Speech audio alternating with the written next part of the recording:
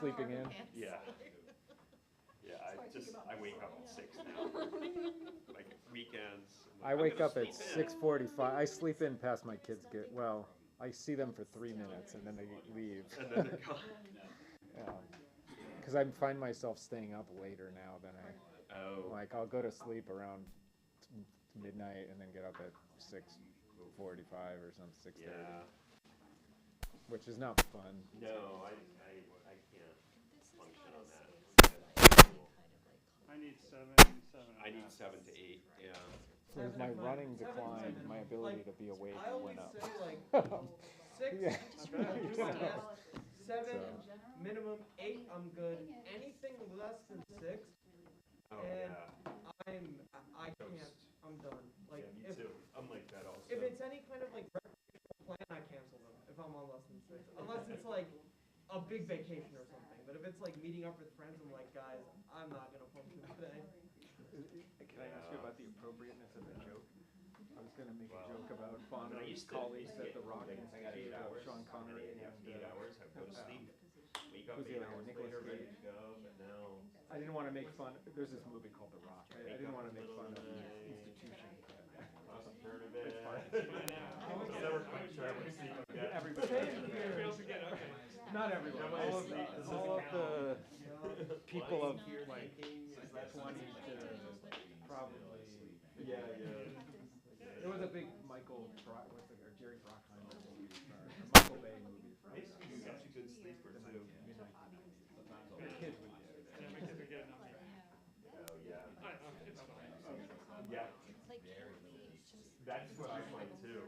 Like surprisingly little sleep for the number of hours that I'm putting in. Sort of like work. It's surprisingly little work for the number of hours I'm putting in.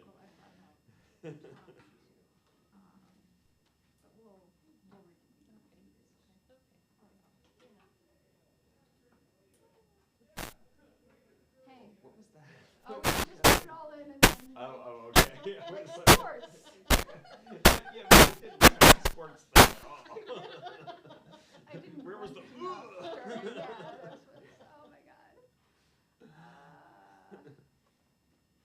I don't get it. I don't know what's doing that. What channel was peaking? People should really not be allowed to email me on Fridays.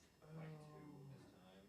Sorry. I mostly email you on Fridays, so I say this. Well, no, to one person. it's sometimes Fridays are the only time I can email people. I appreciate. That's when I'm trying to catch up on all these I would emails that I've always welcome ignored your for emails. days and days. I mean the random student emails where it's like, I have Oh yeah, it's there's Friday, on that. y'all. I Give got me- this give me a fast second, I might be able to- sequence of emails today. One of the students I that think we these used to have cables are just emailed so the two of bad. us saying, due to unforeseen circumstances, I won't be able to attend class today. And she followed up with a second email and said, oh, I'm so sorry. I was trying to get for a scheduled send next week. Oh, circumstances have been foreseen. Yeah, unforeseen. I've never seen anything like this. It's so They have the unforeseen. gift of prophecy. Apparently. I know that'll be. I know that's something. I know that there will be a last-minute emergency a week from Apparently she has now. a doctor's appointment or something, but it was like unforeseen circumstances. Oh, I was scheduled sending that. And then, was there another? Well, and it's like, I was scheduled sending for a doctor's appointment. But there was no third email? No! But I meant to say. Well, Express no cognitive dissonance. It was just take off the student. yes. You're welcome to join.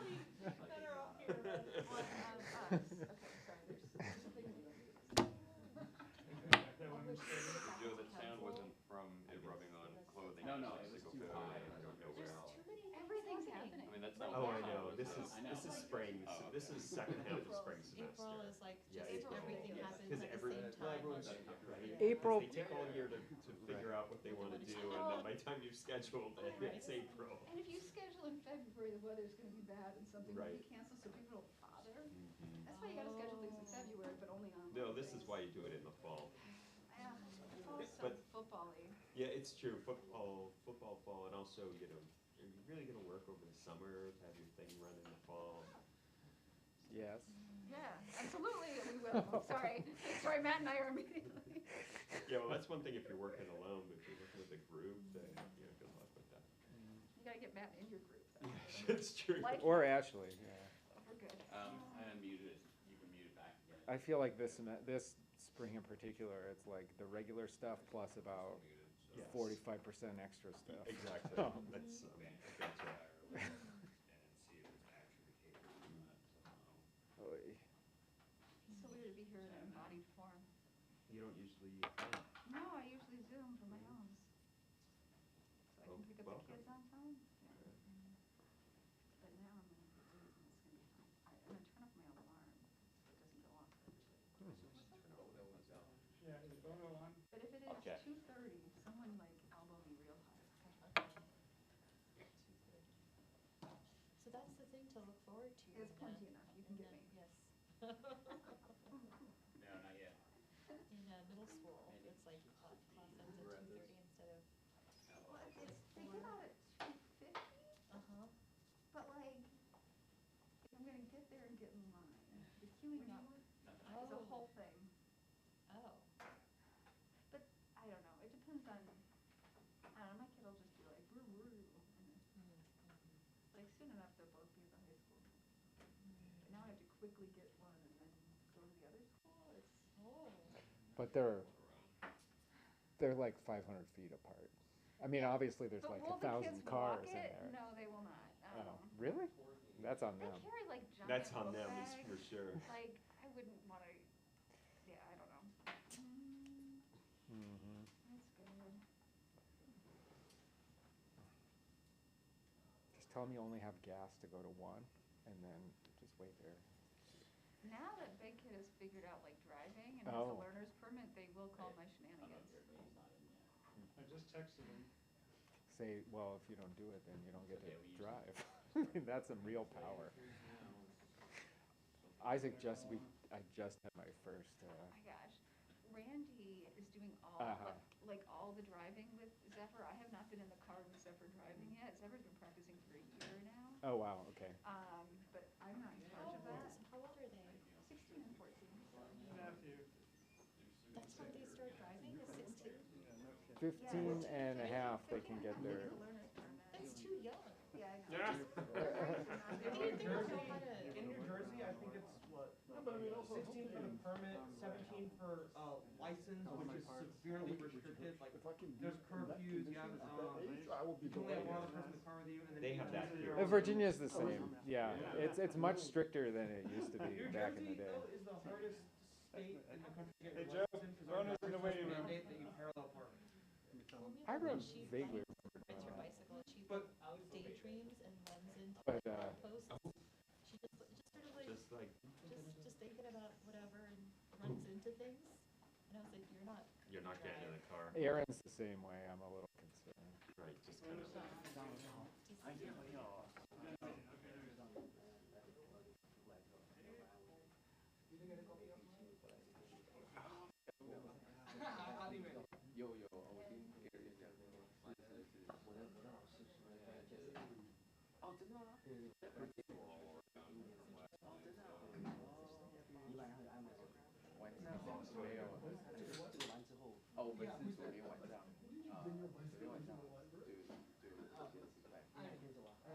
Someone brought their bike in?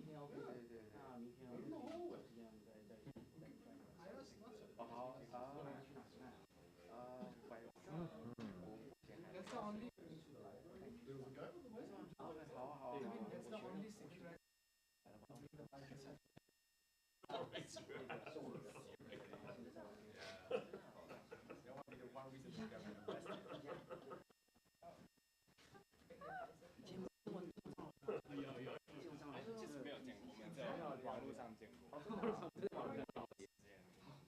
That's not the only person. Oh, okay. 交大 晚上我们去吃饭，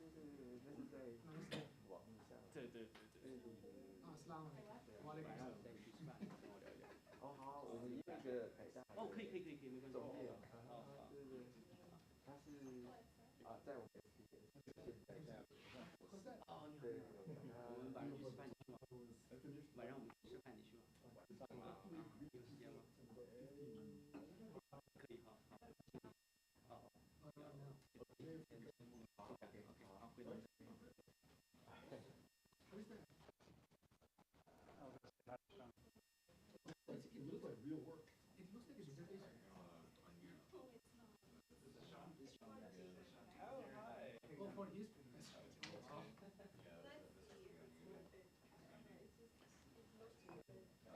John, should I start by, or will you start things? What's my cue? I'll start when everybody's settled. Okay. Before you start. I have it in my notes, but Okay, say it then. Okay. You can do it. You do it. Say that he was just promoted. I'm trying to make Saul laugh. I got it.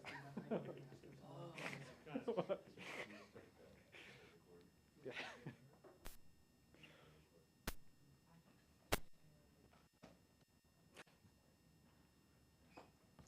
Okay, well, I think everyone that we will go ahead and get started.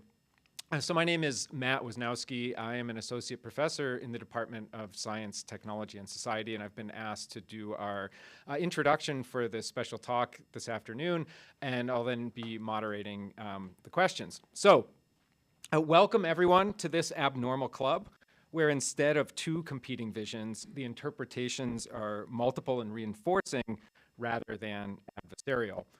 We're thrilled to have three distinguished members of our community to share their new book, Engineers and the Two Taiwans, which I have here and which I recommend you go out and purchase a copy. First, Dr. Kuo-Hui Chang, who was just appointed maybe yesterday to professor of the Graduate Institute of National Development at National Taiwan University. So let's give him a round of applause. Kuo-Hui is also currently a Fulbright Scholar at the University of California, Berkeley. His PhD committee was the first one on which I served, so I will try to claim the tiniest sliver of credit for his illustrious career. Gary Downey, a visionary, if there ever was one, needs no introduction in this room. Therefore, I'll only say that this Alumni Distinguished Professor Emeritus, former 4S president, theorizer of critical participation, and leading architect of the field of engineering studies, remains a speedy runner as long as he is staying under 5 miles total. And then finally, Dr. Bono Shih, another accomplished program alum, is an interdisciplinary scholar working at the intersection of philosophy, history, and sociology of engineering and engineering education. He currently holds a postdoc with 2 institutes at Penn State University. The first, the Rock Ethics Institute, where my brain's filter is telling me I should refrain from mentioning his colleagues Sean Connery and Nicolas Cage, and the Leonard Center for Enhancement of Engineering Education. So prior to his time at Virginia Tech, Bono experienced the visions he writes about as an electrical engineering student at National Taiwan University. I could say so many things about these scholars' excellent book, including its remarkable story about the flow of people, identities, and technology across borders, and its deliberate effort to reach Taiwanese engineers as readers, but I'll let this impressive team speak for themselves. We'll turn it over to y'all.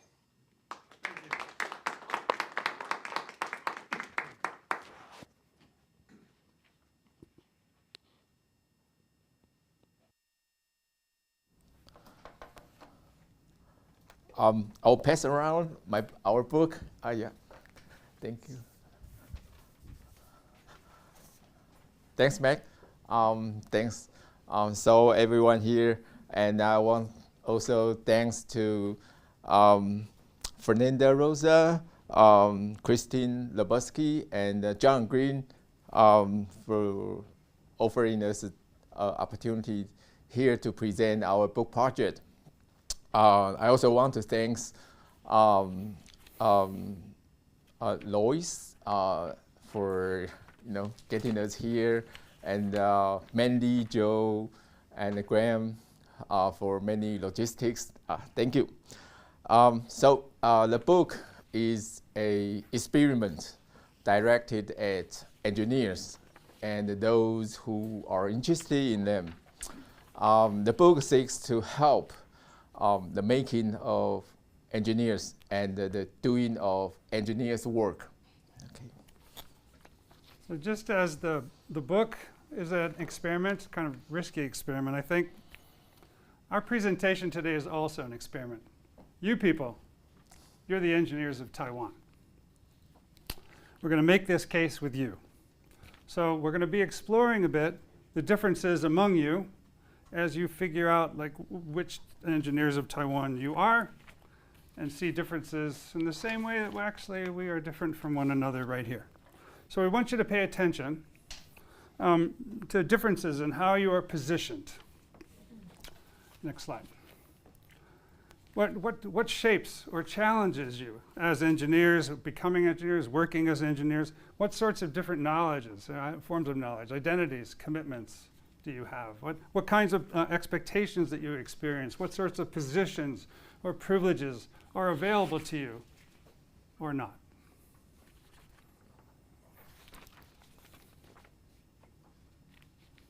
That's a cue. Some of you are a group of 8 male graduate students from the Electronic Engineering Institute of National Jiao Tong University. You call yourself the Abnormal Club because you didn't go to the US after your undergrad degrees. If you had come from National Taiwan University, you were quite familiar with the refrain, come to Taida, which is short for National Taiwan University, and go to America, as many of your fellow graduate students did. But you justify your stay because of your attachment to the land and people of Taiwan. Despite that you have very different geographical identities, you have attachment to the land. You were unaware that the different identities were bringing in very different materials commitment in terms of the kind of expected outcomes that you hope for your work as engineers. In this book, we use the 8 of you as a metaphor for a bigger accidental collaboration that took place among 2 collections of electronics engineers with different geographical identities and hence different materials commitments. Okay, since you are engineers of Taiwan, you are certainly well aware that Taiwan was not always an island. But maybe you're not, actually. Let us introduce you more.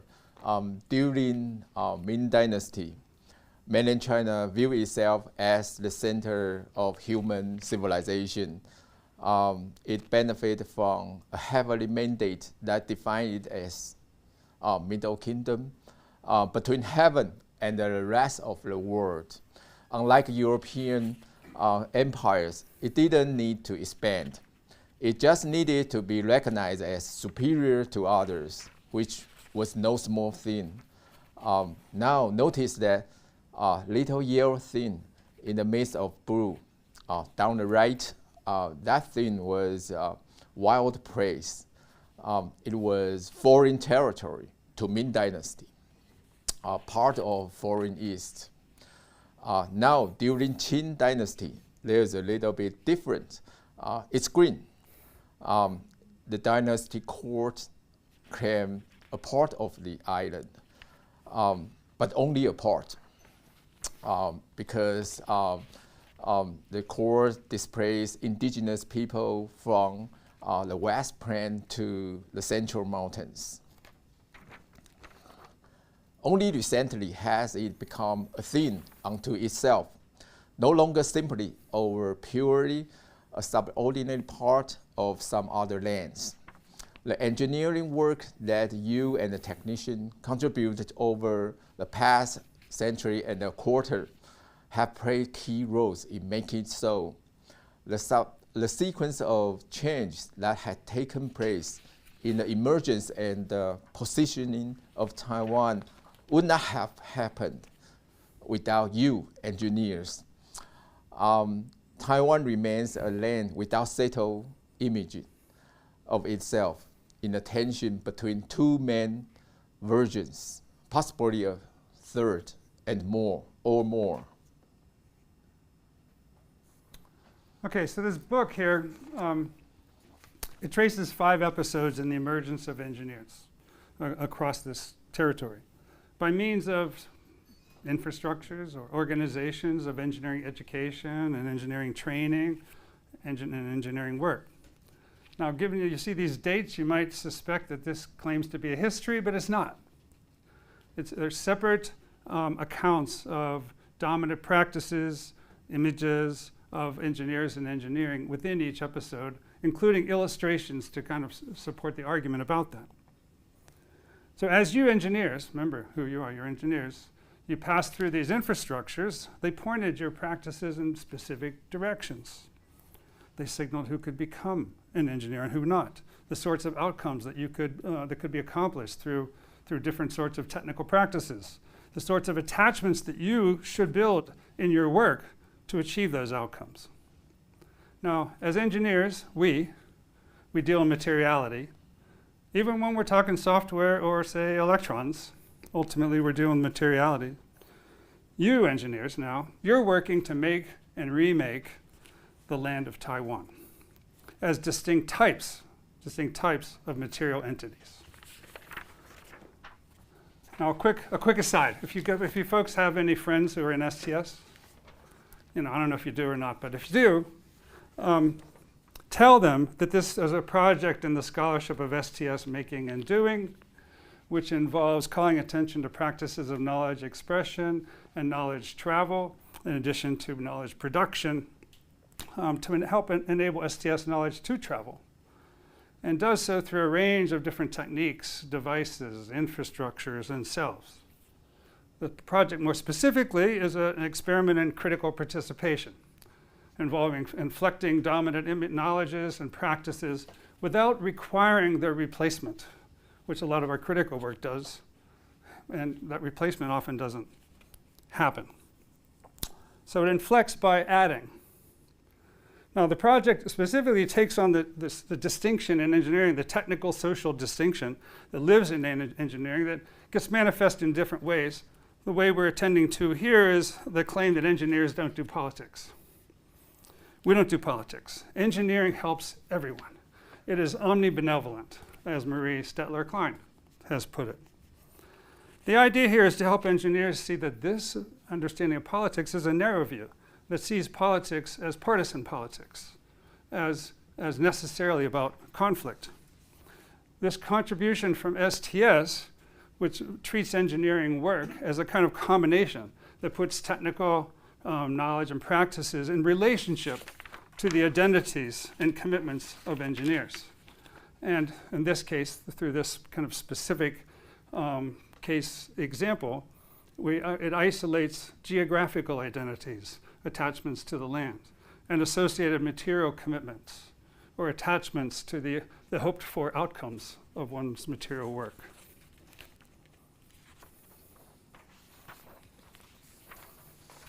You engineers first arrived in 1880s and early 1890s from overseas.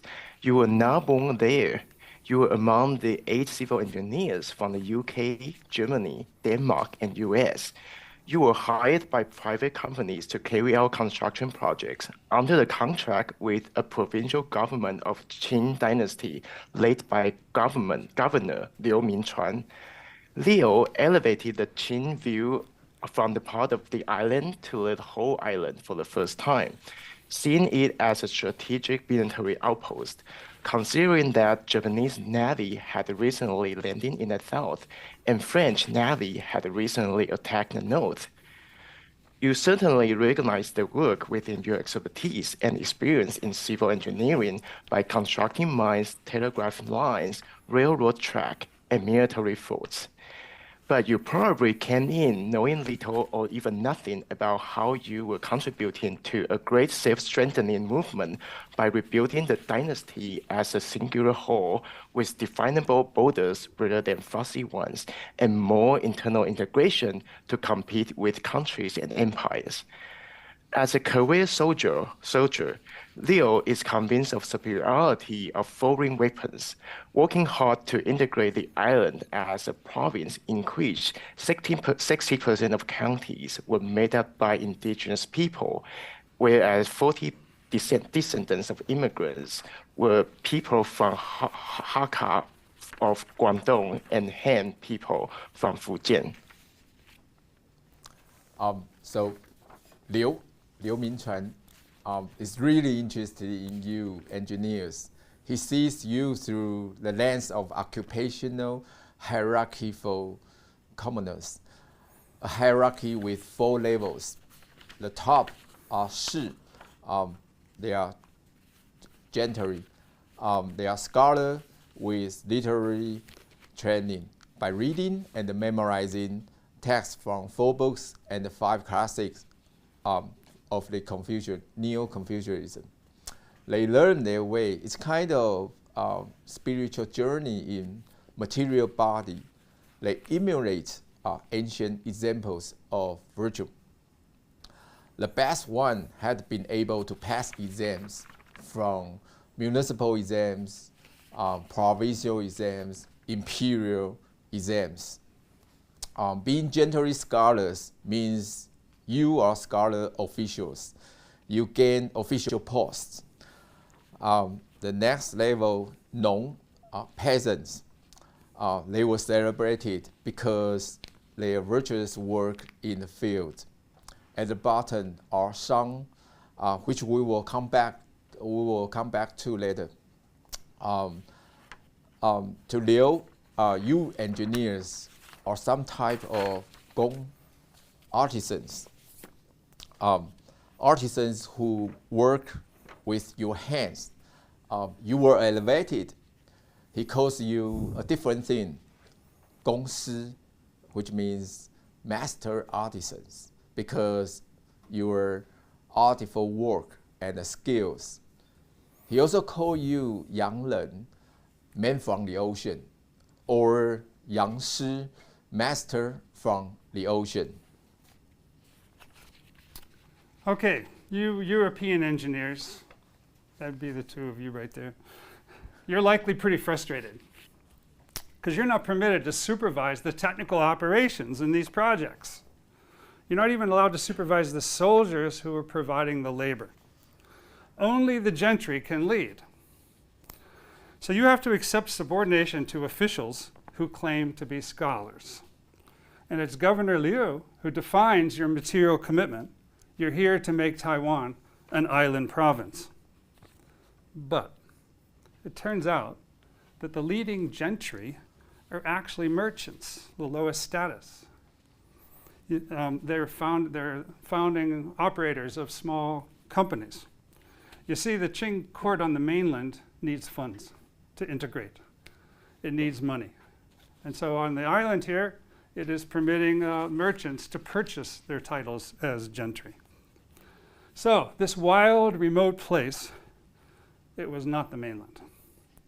The leader being a military man, supported by the merchant owners of small companies, and using engineers, gong, something, to build this integrated province. But you can't lead. Now, Liu, he actually founds a school, kind of we imagine him imagining ahead. A school called the Hall of Western Learning. And that school teaches calculation, surveying, manufacturing. It could have, in principle, turned into an engineering school. However, people don't flock to it. Remember, gong, relatively low status. Even elevated gong don't have high status. And only a few certificates are issued. Then, Liu, governor, he departs, reportedly because of ill health.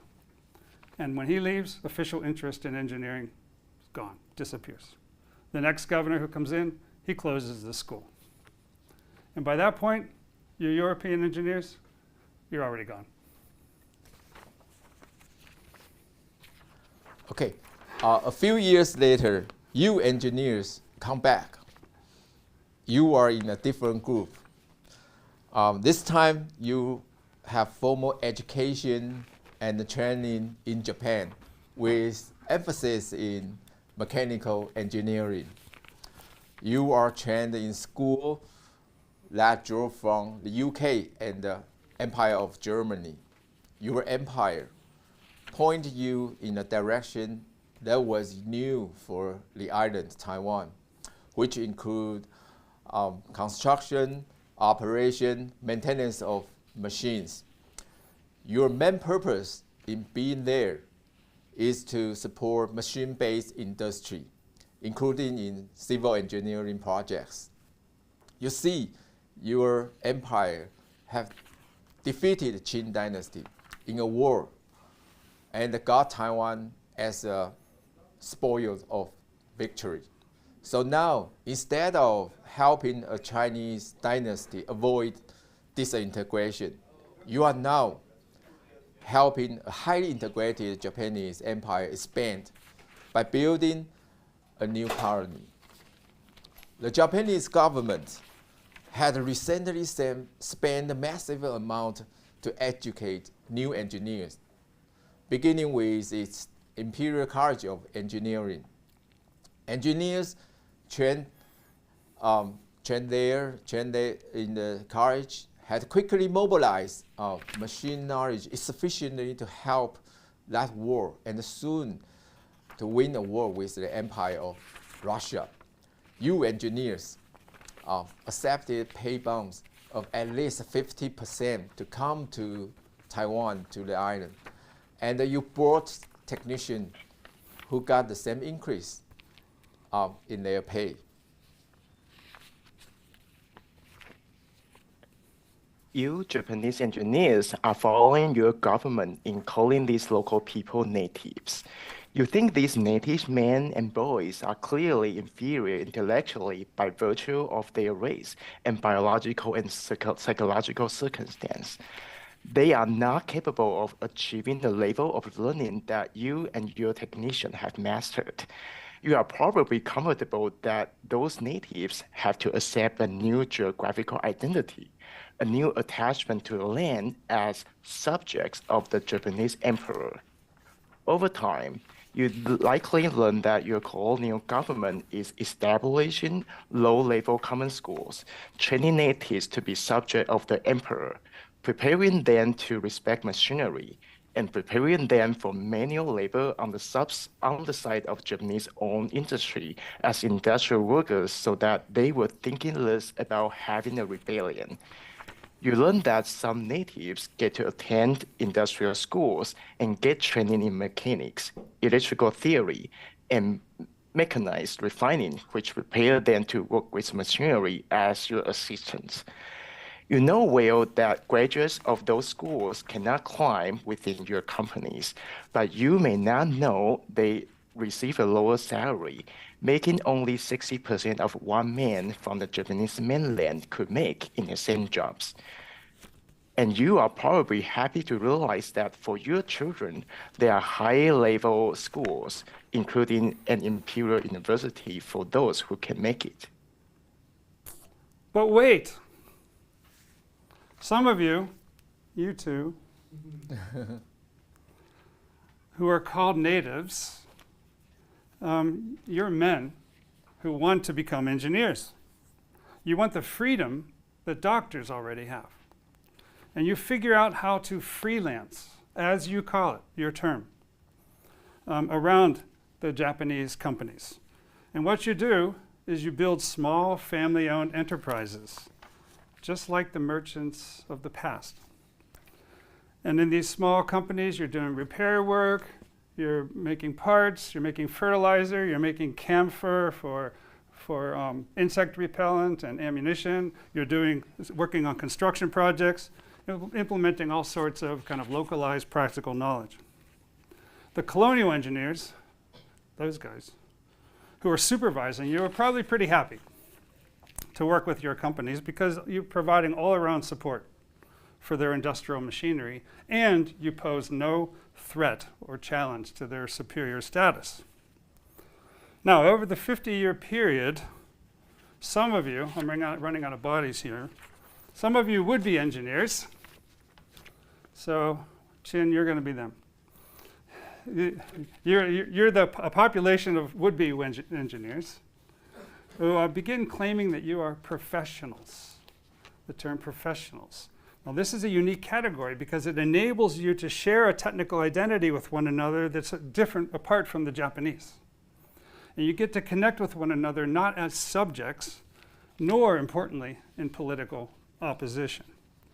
And one particularly enterprising group of you, still Chin, you form the Taiwan Polytechnic Society, where you are connected together as professionals. And you give yourself a new geographical attachment to the land that embraces Taiwan as more than a colony.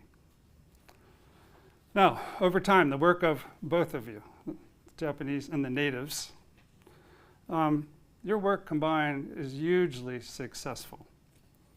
This colony becomes a standout contributor to the empire. The government even decides to elevate it into its center for future further southern expansion. But then, the Pacific War expands. You colonial engineers, you're called back to the mainland Japan. And for a short period, you native would-be engineers, you get to fill in behind. Those of you working as technicians get to do the work of engineers. Those of you working as assistants get to do the work of technicians. Those of you doing manual labor get to do the work of assistants. Then it changes. Yep. So in the late 1940s, after the War of Resistance, as you call it in China, a large number of you come to the island for the first time. You are attached not to the mainland Japan, but to mainland China. You are now figured as mainlander engineers, very different ones again. This time, you carry the luster of science. To you, engineering is knowledge-infused practice for realizing science as moral enterprise. You are ethical knowers.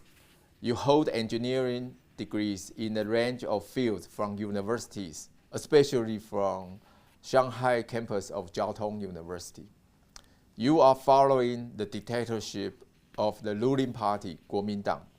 You think of your main moral enterprise, your material commitment as national reconstruction. You are ethical knowers for national reconstruction. You are helping China regain its position as the center of human civilization, now as an integrated country. For the past 2 decades, from 20s to 40s, you mainlander engineers have been able to realize science on the mainland via your leadership positions in massive technical bureaucracies, especially in the National Resources Commission, or formerly called Construction Commission. You are engineering managers. You lead by advancing what you call productivity, meaning industrial strength. Now that the war is over, you are there to make the remote island into a province of what is now the Republic of China. You engineer managers play key roles as Republic of China quickly takes ownership of Japanese private firms and merge them together. You merge 60 firms into a few state firms, including Taiwan Sugar, Taiwan Power, Taiwan Aluminum, and Taiwan Cement, and another 300 into 18 provincial firms, and 92 into county firms, and another 19 into under the hood of Kuomintang Party. Most of you engineers came in 1949 when the Republic of China freed the mainland and came with 1 million people to the remote island that had more than 8 million people. And because the majority of your engineering colleagues stayed behind in the mainland, you knew you could expect leadership roles as mainlanders in the new province. You got to run this company, and you were right. The Republic of China government did not invest in industry on the island for a long time because it was committed to retaking the mainland. So it offered low-wage labor and basically zero environmental regulations and invited factories from the US, Japan, and Europe. Many of you mainlander engineers actually moved on to the US for education and work, often with families. very few of you actually identify with the remote province and hope for the time when you could finally return to mainland. In the meanwhile, after the Japanese left, Islander men, sorry, even those of you working as engineers, you cannot participate because you had received enslaved education under the Japanese rule, and you are clearly not qualified to realize science as moral enterprise. So as time goes by, the KMT government builds ways for you islanders to serve. And once again from the bottom, the common school during the Japanese colonial period become low-level primary schools. Low-level secondary school become vocational school, and some industrial schools become junior college. You islanders are trained to do manual labor or work as assistants in companies run by mainlanders. Often the better position for you are in foreign factories. Many of you turn wholly to the private sector. Once again, establishing small family-owned companies like merchants in the past. But this time, you make things. You make consumer goods, textile, and mechanical parts. And this time, you get to work as engineers and engineering technicians through your efforts. For the first time, engineers in Taiwan are operating with two different geographical identities rather than just one.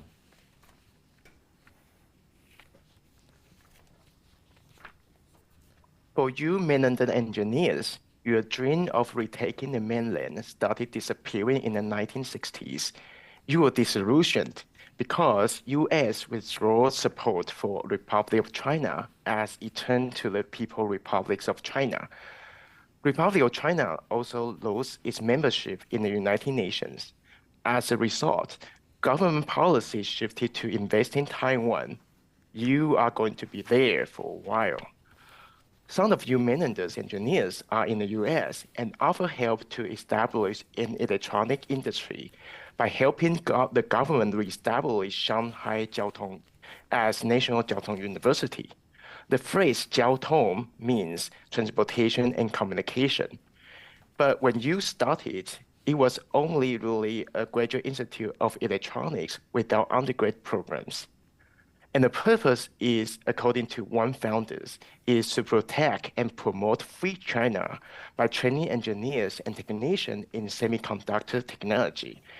It was a purposeful movement because material commitment is not open-ended research outcomes like in the US.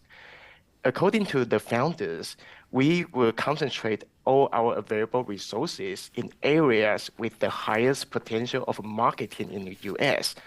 The strategy is to focus on electronic device development with the final goal of manufacturing and export.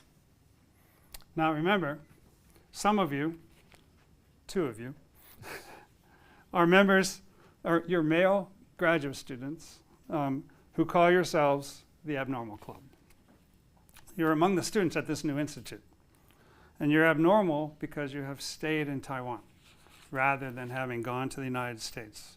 And you're attaching yourself to the land of Taiwan. Surprisingly, I mean, you are a mix of both mainlanders and islanders together.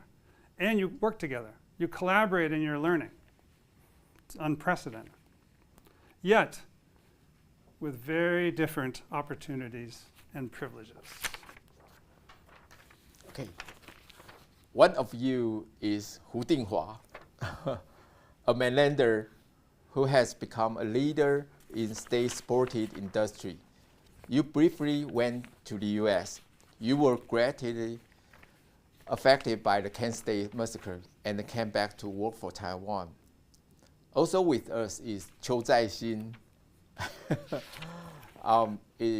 He's an islander who has tracked a more modest career in private-only companies, when you were young, Cho, you had witnessed U.S. soldiers harassing women on the streets. You were outraged when a U.S. military court acquitted a soldier who had killed an islander. You passed up some high-paying positions in order to work for Taiwan. You mainlander engineers on the island and in the U.S. were expecting to dominate a hierarchical industry with state support by extending established practice. You mainlanders are leading through a seminar to enable state-owned and supported companies to gain knowledge from colleagues in the U.S. and Europe. You are leading the founding of research institutes to support industry, again, with a vision that it would be mostly state-owned and supported. In 1974, you sharpened the focus on electronics manufacturing. 19 of you, including some islanders, participate in the project under the contract with RCA and led by Dinghua to go to the US for learning how to make semiconductors and come back to build a pilot plane. You mainlander also lead and benefit as the government established a first science park to support government investment in private companies. The government makes a massive investment in basic infrastructures to support new private industry. All the while, you mainlanders are expecting islanders to contribute in support roles and from the margin, as islander had done in the past. But it turns out that electronics is not like the existing factory-based industries. Big factories producing material like sugar factories, chemical factories, they're producing some products. But this new industry involves networks, producing networks of distributed devices, each of which is complex, and with lots of openings and niches among them, where the functioning of nodes depends upon the filling of openings, and the relationships change really fast. Now you islander engineers over here, and engineering technicians and your families, guess what?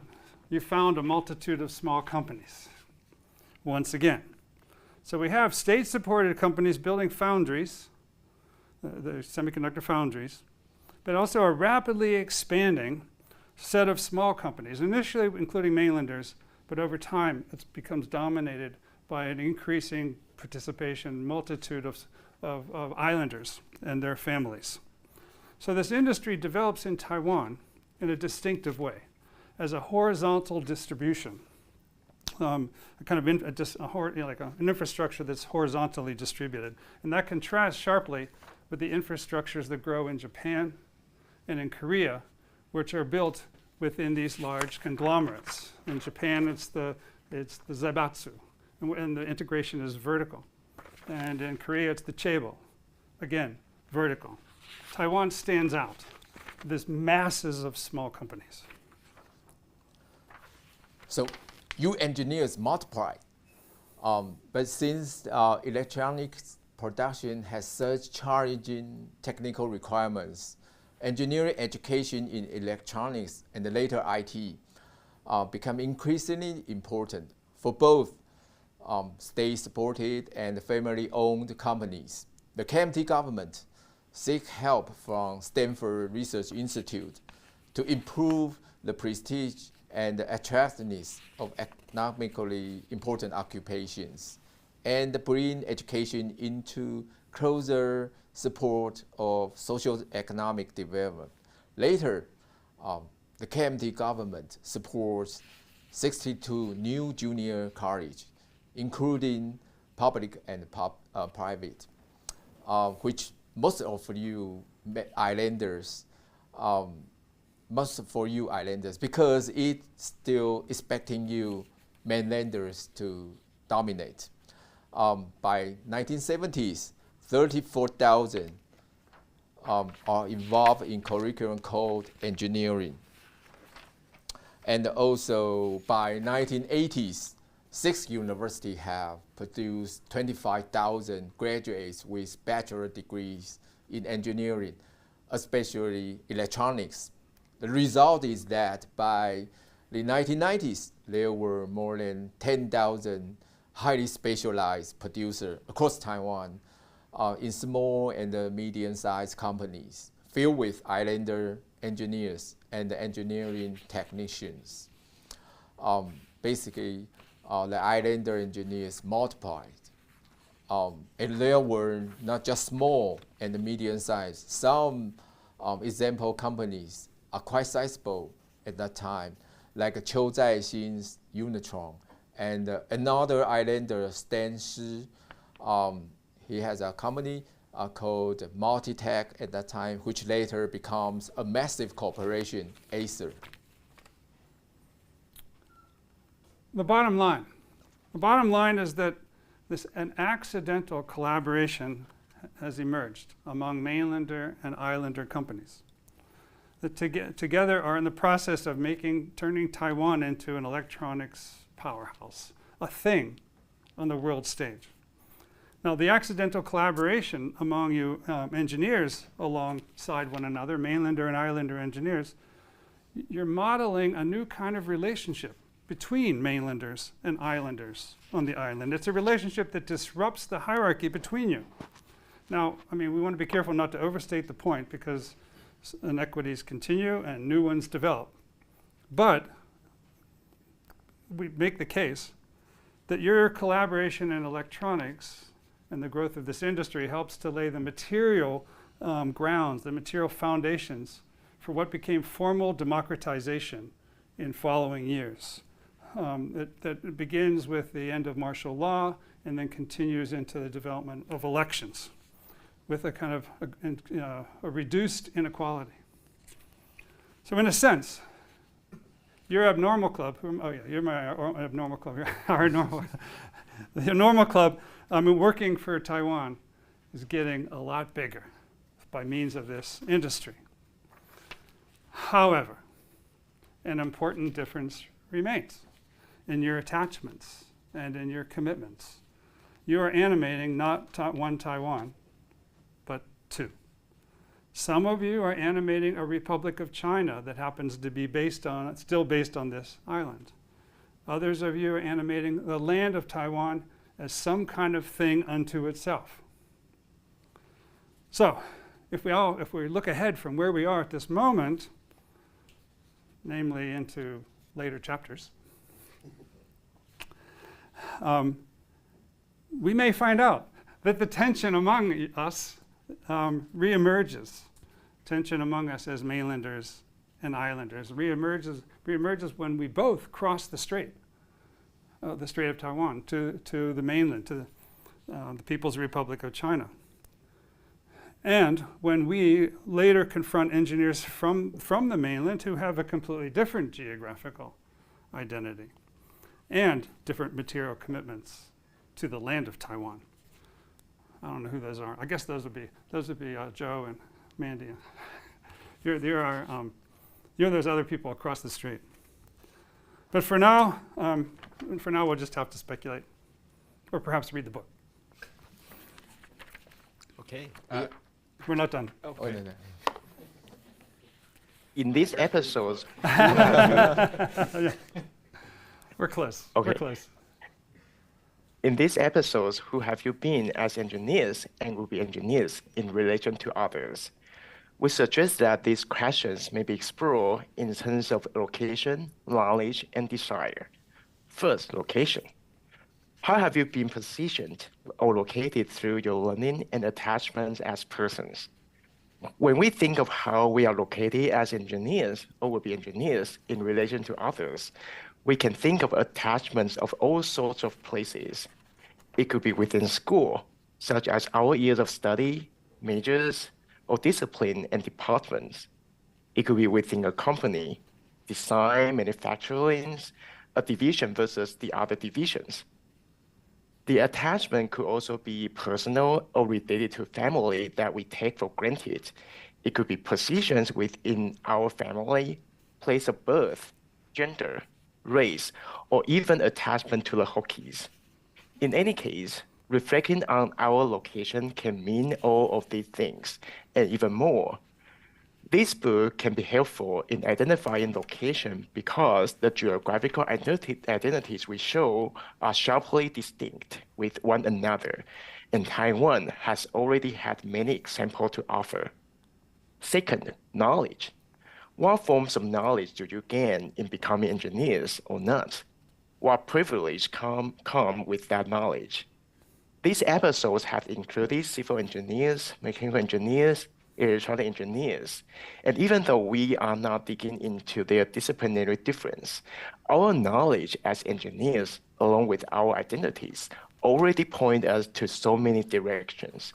Simply put, we weigh knowledge in relation to these other directions. Desire. Commitment. What do we hope to accomplish through engineering? What sorts of material commitments do we have or gain as engineers in relationship to our knowledges and our forms and our location? This book focuses specifically on the issue of politics. As engineers, we tend to assert that we don't do politics, as we said at the outset. And by that, we mean that we don't do conflict. Politics is about conflict. We don't do it. We help everyone through the things that we make and we do. So we don't do politics.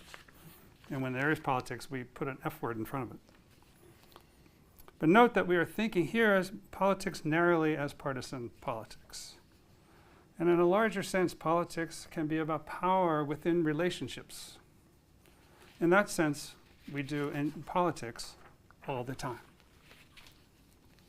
So, as the engineers of Taiwan, your practice have been filled with politics, connected to your knowledge, your identities, and your commitments. So do you get to exert power from above, implementing machinery knowledge as colonial engineers like the Japanese, or serving ethical knowledge for national reconstruction who expected to lead big organizations like the mainlanders? Or do you have to plot pathway from below? Some type of gong engineers who cannot make decisions, just like the early Europeans, or by developing small companies, just like natives, or embracing the land as professionals, just like the society members, or using electronics to climb, like islanders.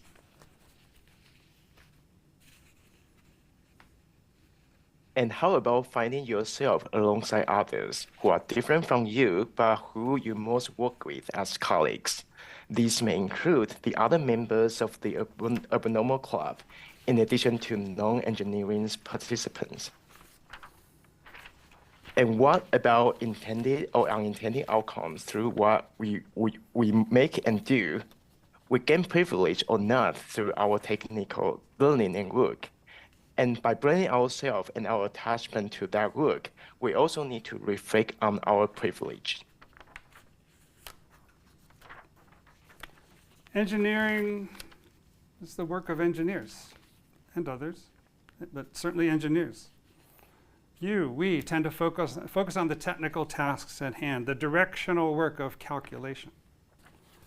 Adding attention to our identities and material commitments in relationship to the work of calculation, the work of engineering calculation, can help us to learn to work better with people with different forms of knowledge, different identities, and different commitments. And in the process can help us to better reflect on and better produce our own configurations. So we ask you each, go find someone who's different than you and ask and interview them. Okay. Thank you. Yeah, thank you. Thank you.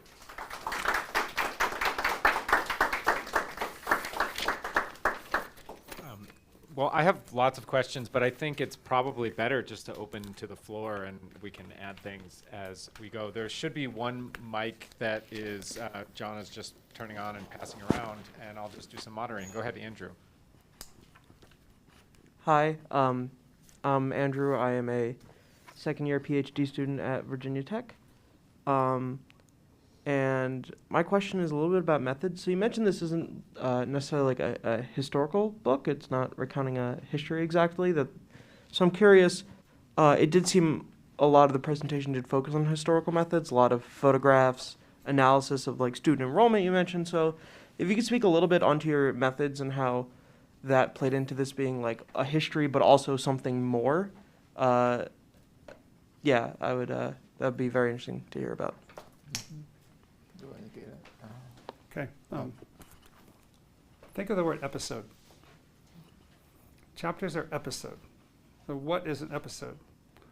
Our interest is in following engineers, the emergence of engineers.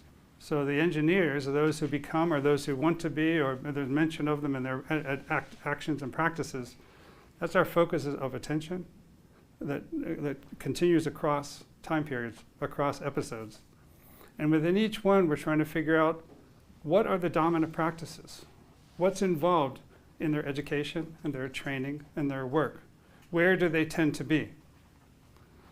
So in the process, we're like identifying what's dominant. From an STS point of view, we're producing an account that is loaded with holes, because every single claim here has a whole body of literature around it, and lots of exceptions and other pathways. And so to do a history, we think of a history as identifying like key actors who produce something that then lives in the future and travels. We're focusing on the traveling.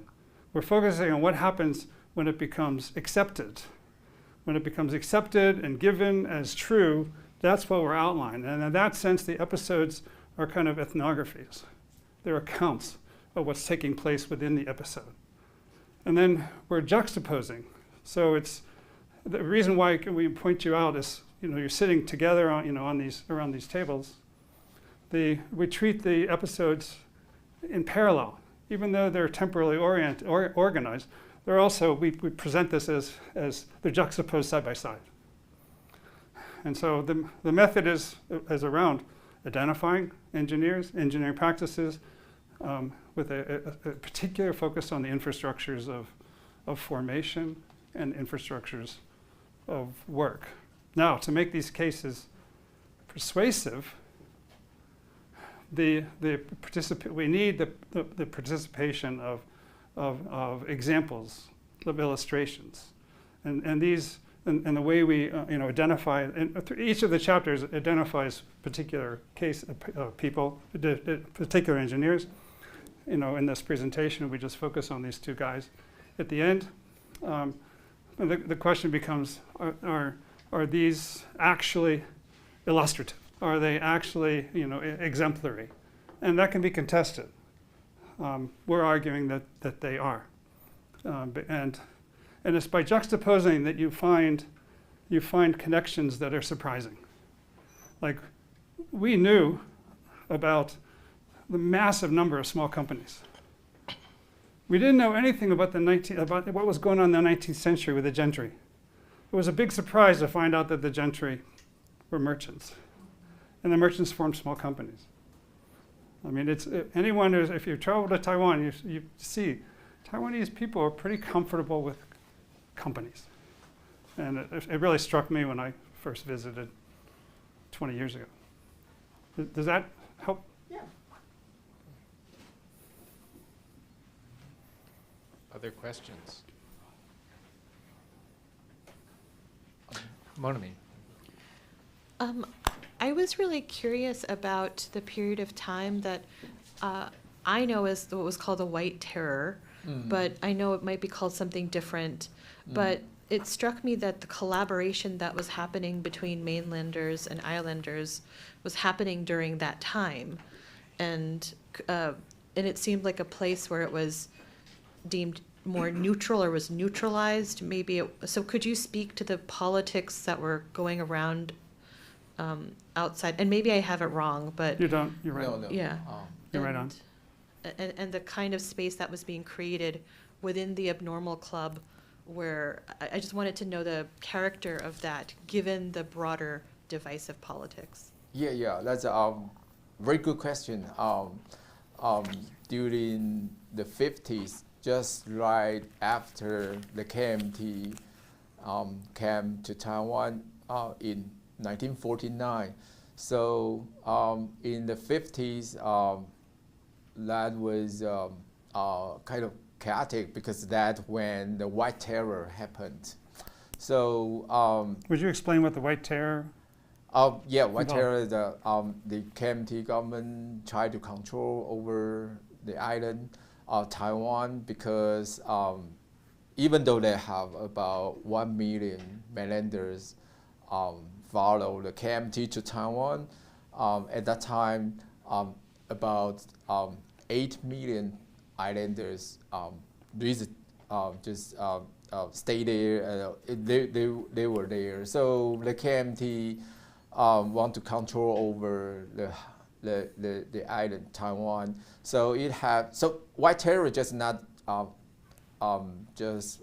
fight against the islanders, but also majority of mainlanders, because most of them are soldiers and family members and with some intellectuals who were not agree with the CCP's development in China. So some intellectual came to Taiwan and kind of advocate democracies, changed the authoritarian regime controlled by the KMT. So in the 50s, there's a kind of white terrors, and they arrest a certain amount of islanders, both islanders and the mainlanders. So it's more chaotic in the 50s.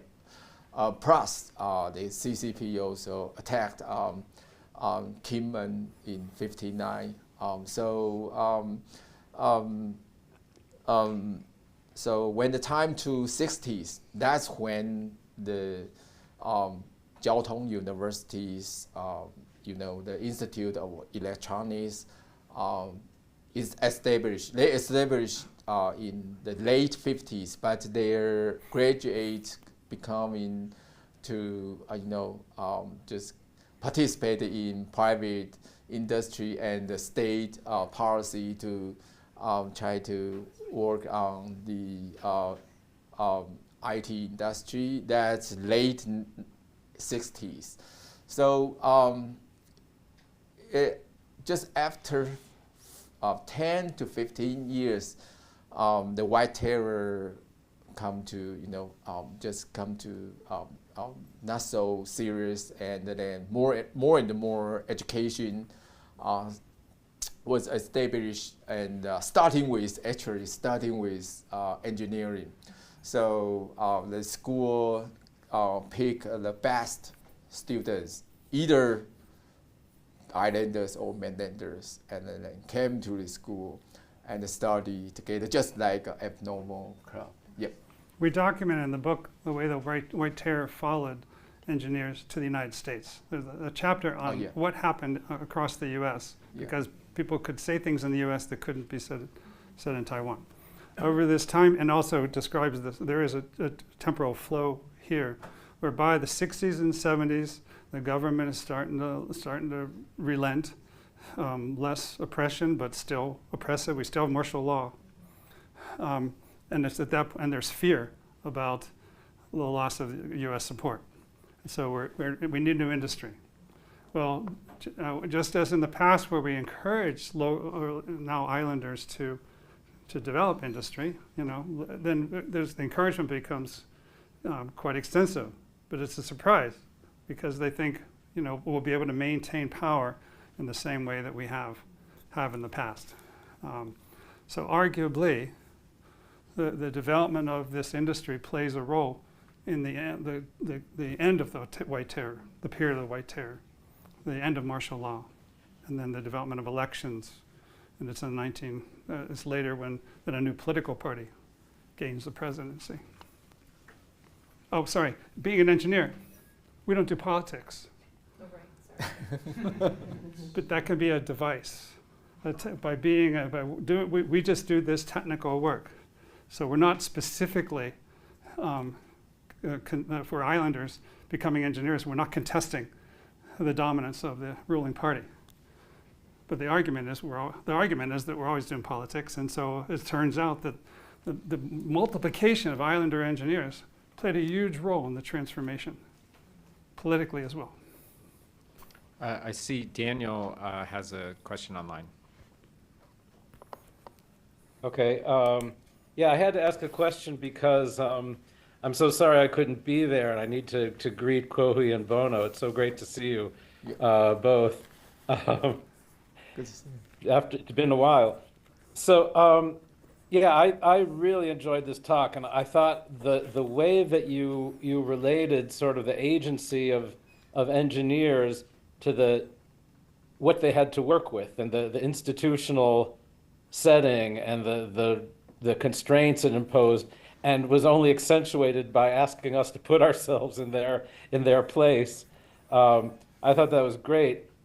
There's an element that I'm really interested in that I wonder how much a part of your account it is. That is, I'm really fascinated with the survival and the importance of kinship and family relations, in modern societies. In Taiwan, I think it's unavoidable, but once you see how it works in Taiwan, you can see in South Korea how important families are in the structuring of the economy, and then even in our system, that it's not just sort of a pre-modern remnant. It's really there as the way that the economy is structured. And so all these many small companies are families as well. I mean, that's my understanding of Taiwan. Maybe not all of them, but they're primarily family businesses that integrates the island economy. And so I wonder how that's related to particularly the islander engineers, how they're integrated in terms of kinship into the ownership of businesses. Bono, do you want to get this? I'm not sure. Yeah. If I can throw a little bit of my perspective, I think the ideas of family and kinships are still something in Taiwan right now, but the importance and prominence is kind of decreased if we look at higher techs, because in terms of traditional industry like chemical engineering, there was a lot of kind of debate over who will inherit family business, but in high tech sectors like TSMC and other semiconductor manufacturing, I think the idea is kind of more Western based, who is going to lead the country based on merit and other kind of leadership factors. But I do see there are still that kind of tension in terms of family, kinship, and even ethnic groups. But in Taiwan, I think one factor that distinguishes Taiwan from other countries like maybe Korea or Japan is that we don't have a very common ideas about what ethnic groups actually mean, because we are from a lot of different peoples and groups, including indigenous people. There are many groups of indigenous people in Taiwan, as well as a lot of immigrants from as early as 17th century up to when Kuomintang, they left mainland and came to Taiwan. So I think that kind of loosey definition of what Chinese or other Han people or ethnic groups means kind of diminish the ideas of that kind of collaboration. Again, after the democratization, the lifting of the military law in the early 1990s, that kind of opened the ideas of what actually the countries we are serving. Another person has brought out the question about white terror. After the democratization of Taiwan, that kind of opened up the Pandora box of what does ethnicity actually means for Taiwan. So that kind of divide people again into several advocacy groups, like some for China, some for Taiwan independence, and some for other opportunities as well. Couple, if I could. The small companies that emerged during this last period that we're talking about connected with one another quite, according to one book, quite significantly through family relations, family connections. And I had one personal example. In 2004, Wu Chenwen, took me into the heart of this 10,000 small companies. I mean, it was just overwhelming to see. And I wish I had a camera with me, because I did not at the time, so I have no photos. But we visited a small company that was making plastic parts for Apple computers. But he couldn't acknowledge that until later in the visit. He took me over to one machine and peeled back a little label that showed Apple on it. He was very proud of making for Apple computers. His brother it was extending the company onto the mainland, where labor rate was 1/10 of what he was paying. It was Hsinchu, near Hsinchu. I asked about connections with other companies around, and he made an argument that included family, but also kind of these networks, family networks of islanders that played a role in this development. Meanwhile, the mainlanders came over. They were no longer connected to the burial sites of their previous generations. They could not go sweep the graves on whatever that day is called each year. And so you could see how they come to this island, and many of them move to the US, come to the US. So the early Taiwanese who came, or people from Taiwan, engineers from Taiwan, tended to be mainlanders early on, waiting for the day when they could return to the mainland. But then over time it became Taiwan. I see Aryan also online has a question.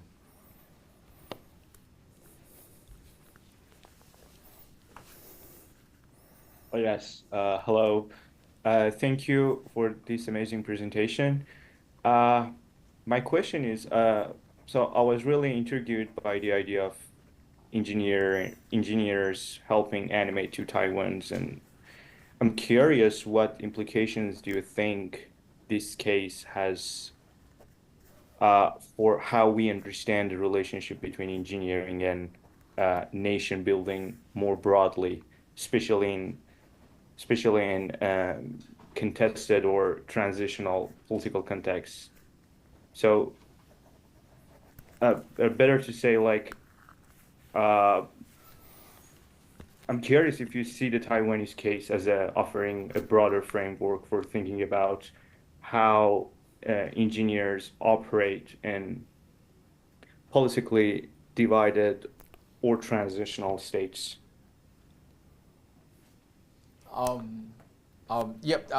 Engineers from a very, very small group, and then growing and growing.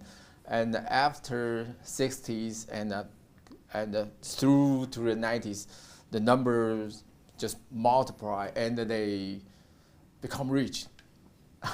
They are powerful. Yeah, so they, just not care about their business or their technology advancement. They kind of care about who am I as a islander or mainlander. So they voice up, they speak up to something about public affairs, and then to political identities. So engineers right now, maybe 30 or 40% of college students study in engineering. So they become very influential, not just socially, economically, also politically. So they participate in politics more and more. We in engineering, we help everyone. But what counts as everyone changes across time and across space. This book juxtaposes different episodes, temporal episodes, that include different attachments to different lands. But you can also juxtapose accounts across different spaces. So there's a previous book, Engineers for Korea, that describes a whole different set of episodes that showed how engineering emerged there, and is very different than Taiwan. Anyone who's taken or taught the engineering cultures course, well, and this is what I'm working on right now, France, the UK, Germany, Japan, the US. So thanks for the question. That if we, it's very much the case that through the image, we help everyone with personal attachments to the land, we find out that the country lives in the engineer. Thank you. I have two questions, but maybe we'll just do one. I'll do the easy one first. How did you write a book with the three of you? What was that collaboration like? What was the process like?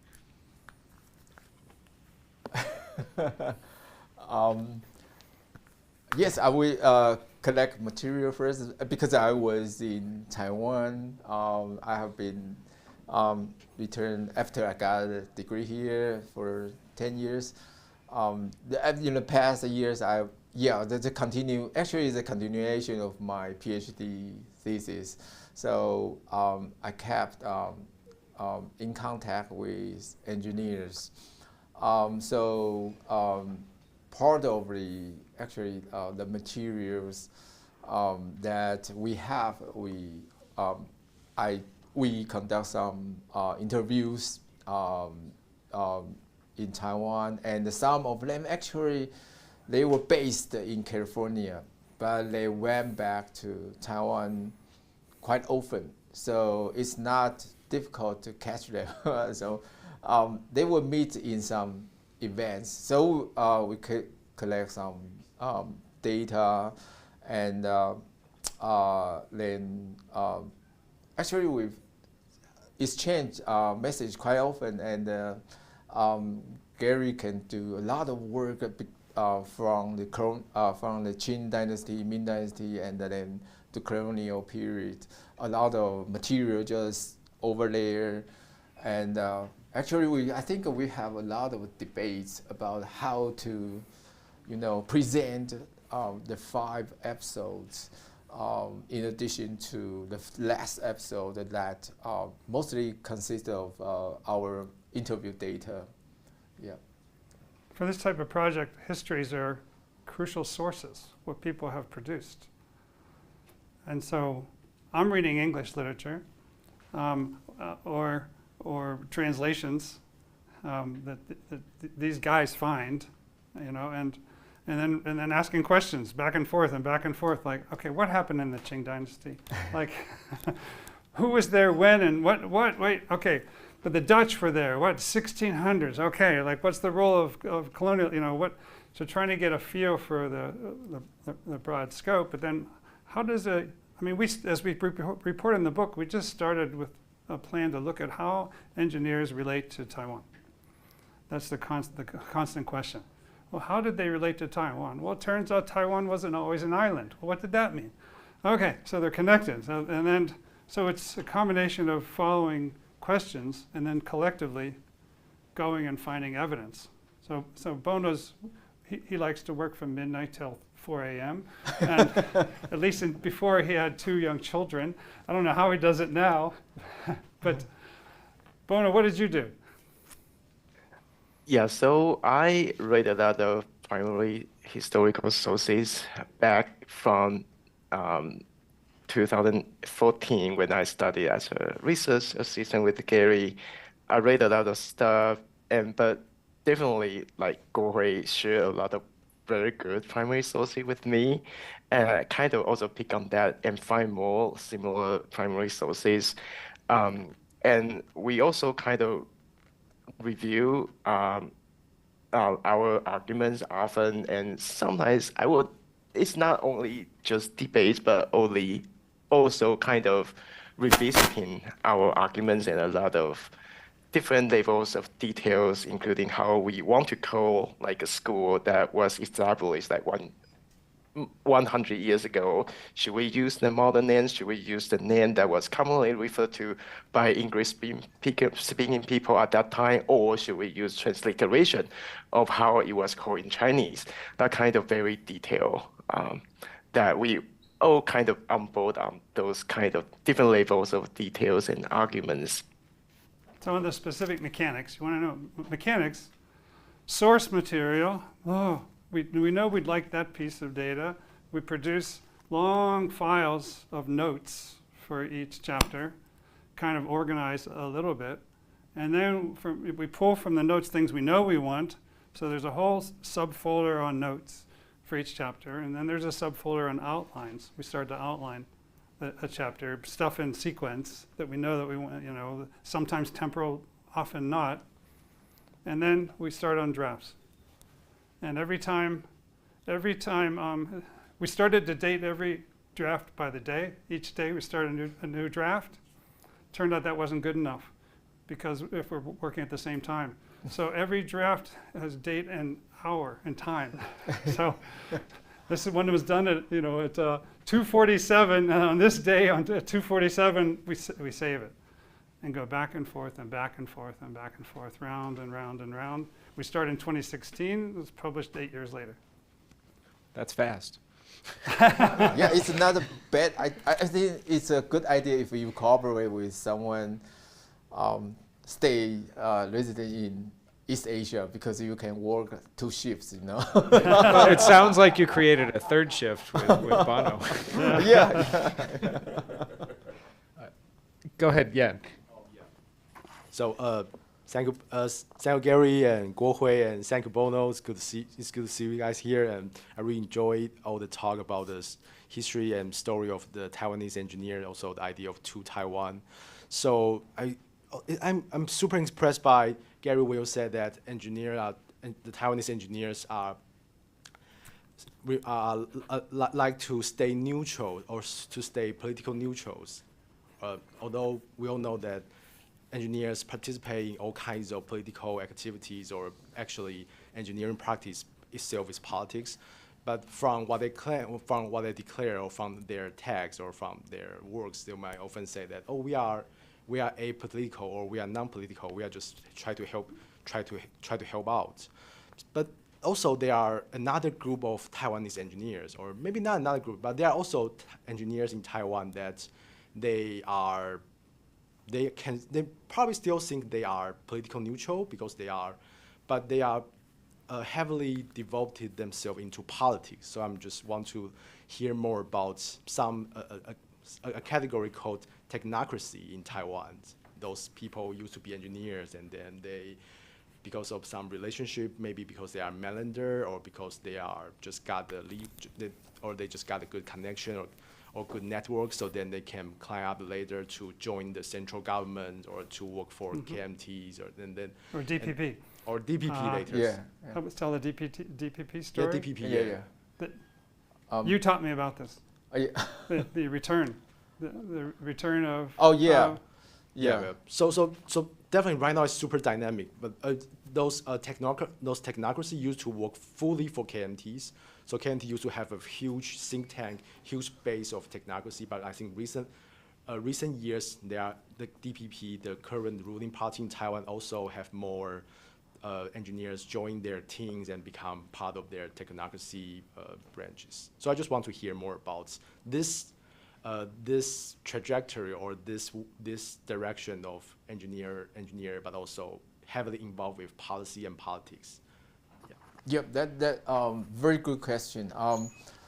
When you talk to engineer individually, they will say, "Oh, I don't do politics. I'm not interested in politics."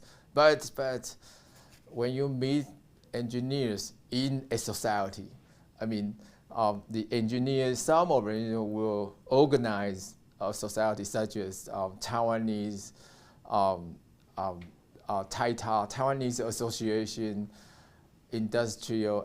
Anyway, there's a group of Taiwanese Engineers Association in the U.S. So one day you will not just individual engineer, you will become the president or join the association, and then it's likely it's initiate your political potential, political mind.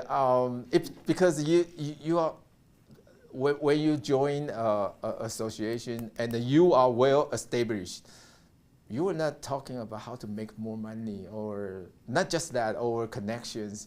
You will probably have something, you want to talk something about the future, about your home country, about public affairs. Just like last summer, August, when I visited an association in Silicon Valley, the president told me that, oh, okay, we don't do politics. So, because he found out that we wrote a book, and he sees the title a little bit nervous because two Taiwans, so it's a very quite sensitive. And then he told me individually, said, we don't do parties, but our association only welcome engineers who identify with Taiwan only. Okay, so he is doing politics. So we focus. We kind of focus on the associations, how the associations work. So the same actually in technocracy. Many mainlander engineers, they don't do parties. They run their own business, or they manage their. They were active in industry, but they have something to do at night. They organize organizations, associations, only invite some of they familiar with. So they become a group, becoming bigger and bigger, but still an association.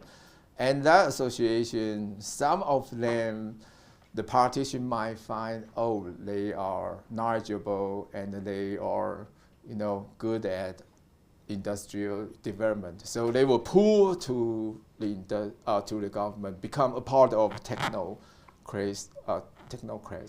Yeah, if you're interested in technocracy, Taiwan provides a good case example of contrasts that get juxtaposed. Because for a long time, members, the mainlanders could connect with the KMT, yes, and get support from them and travel back and forth. But then with the rise, with this kind of balancing out, then and when the DPP, Democratic, there's a Japanese DPP, Democratic People's Progressive. Progressive. Okay. Yeah. Democratic Progressive Party, when they came into power, elected a president, all of a sudden, lots of islanders who are in the U.S. wanted to come back, flow back. So if you look at the government in it's the Republic of China, I mean, you can make a case for a technocracy that evolves back and forth depending upon who's president and which party is president. So it's like technocracies living in this one space.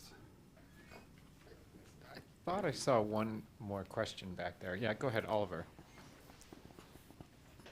Hi, this was great. I have a question that might seem obvious, but I'm curious as to hear more about why Taiwan? Engineers are present throughout the world, and so I'm interested to see if Taiwan as a case study brings out something specific about engineering culture that other places might not be able to bring out. So why Taiwan? Just wondering. This is your question. Okay, number one, I'm interested in the underside. Generally, I'm less interested in mainland China than I am interested in Taiwan. Like, how does Taiwan deal with mainland China? But also, it's this conflict. In engineering culture's environment, the accounts, the juxtaposed episodes are about the development of a single or primary conception, a dominant, or a reality, kind of a dominant reality.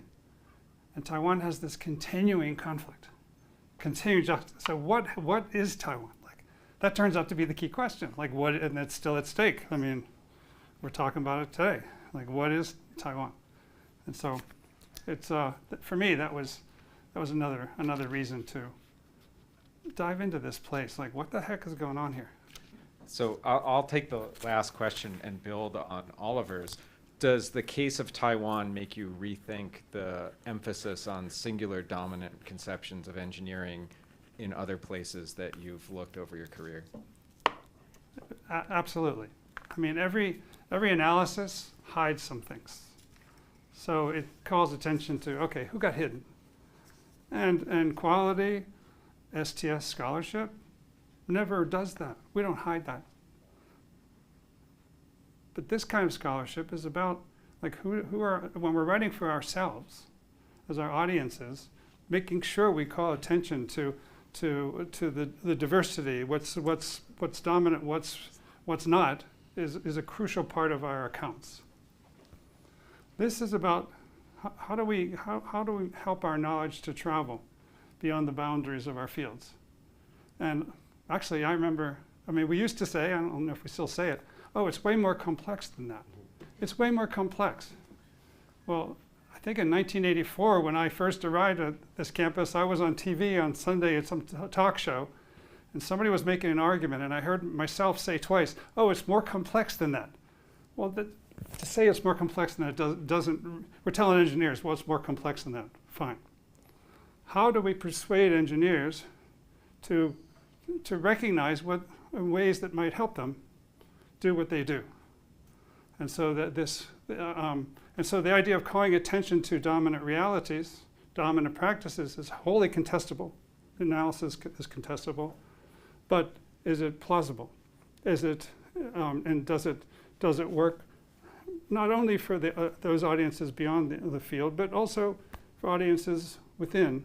Like, do these accounts leave out something that becomes really absolutely essential to understanding a subsequent episode, or not? So I mean, so we would welcome people reading these episodes to say, hey, wait a minute, what about the White Terror? You didn't talk enough about the White Terror. How does that? It's mentioned, it appears, but it's not central. What groups have we left out in significant ways whose inclusion would alter the argument? So there's always an awareness that we're privileging some things, but that doesn't distinguish this project from really any project we do, as we all make judgments to include and exclude. Okay, well, on that note, I think we'll give our presenters another round of applause. Thank you. Thank you.